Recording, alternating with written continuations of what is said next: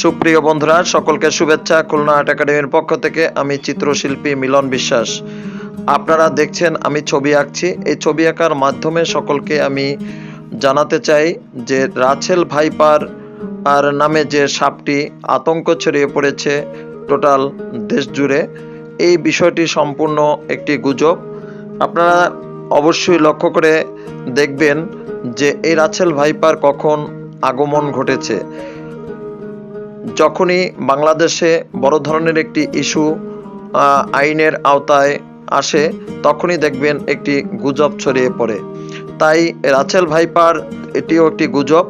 যখনই 15 লক্ষ টাকার ছাগলটি নিয়ে ঝামেলা শুরু হলো, তারপরেই এই আতঙ্কে যাতে ওই বিষয়টি একটু ধামাচাপা দেওয়ার জন্য এইটি জাগ্রত করেছে। সকলকে ধন্যবাদ।